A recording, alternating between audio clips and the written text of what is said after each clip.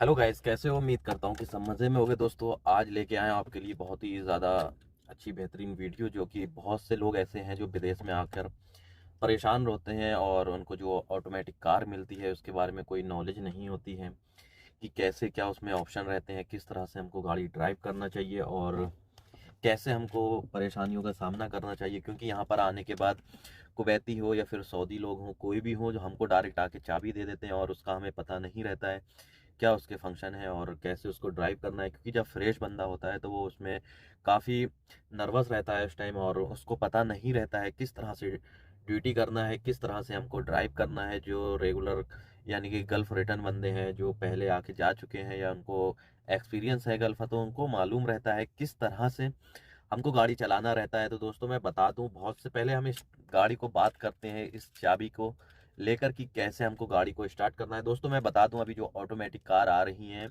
तो अभी क्या है, जो न्यू डिजाइन कार आ रही हैं, जो लग्जरी कार हैं, उसमें ये चाबी का इस्तेमाल नहीं होता है। स्विच यहाँ पे बोलते हैं, इसका इस्तेमाल नहीं होता है। उसमें सिर्फ एक बटन दिया रहता है। चाबी अगर आपके पास जेब में भी रहेगी, आपका गाड़ी का रिमोट है अगर आपके जेब में रहेगा, तो आपको खाली जो यहाँ पे एक बटन दिया रहता है, उसको बटन को प्रेस करोगे, आपकी कार जो है वो ऑटोमेटिक स्टार्ट हो जाएगी। कुछ भी करने की ज़रूरत नहीं है। लेकिन बहुत से मेरे भाई हैं, आपने देखा होगा कि जब हम गाड़ी को स्विच ऑफ करते हैं तो स्टीयरिंग हमारा लॉक हो जाता है। जब स्टीयरिंग लॉक होता है तो वो किसी काम का नहीं रहता है, और जब हम स्विच लगाते हैं तो स्विच भी क्या है, वो काम नहीं करता है, गाड़ी स्टार्ट नहीं होती। तो बहुत से लोग इसी में परेशान रहते हैं कि भाई हमने स्विच भी लगा रहे हैं फिर भी गाड़ी स्टार्ट क्यों नहीं हो रही है। तो दोस्तों, मैं बता दूं उसमें क्या होता है। तो चलिए मैं बता दूं। जैसे ये स्टीयरिंग है और आपका ये स्विच है, जैसे ही आप स्विच को आप अंदर डालेंगे और हल्का सा आपको स्टीयरिंग को जो है ना वो मूव करना पड़ेगा। आप जैसे ही इसको मूव करेंगे और की को आप प्रेस करेंगे तो ये ऑटोमेटिक ऑन हो जाएगा। लेकिन इसमें ध्यान रखना है आपको, स्टीयरिंग को और की को जो है वो एक ही साथ प्रेस करेंगे तभी आपकी गाड़ी स्टार्ट होगी, वरना नहीं होगी। तो ये चीज़ याद रखना, बहुत ही ज़्यादा ये परेशानी का सामना करना पड़ता है। फिर उसके बाद आपको अपनी सीट जो है वो स्टीयरिंग और अपने चेस्ट से मैच करना है कि आपको कहाँ पे कंफर्टेबल लग रहा है।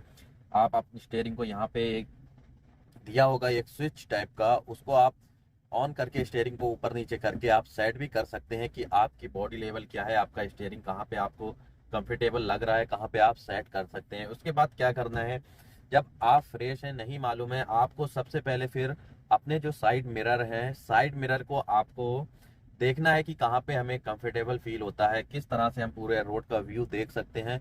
साइड मिरर, सेंटर मिरर और ये दूसरा साइड मिरर जो है, इन तीनों को आपको फेस करना है और देखना है कहाँ पर हमें सही कंफर्टेबल नजर आ रहा है, कहाँ पर हमें व्यू सही नजर आ रहा है। उसके बाद सीधा सिंपल सा सवाल है, अपना सीट बेल्ट लेना है और लगा लेना है सीट बेल्ट को।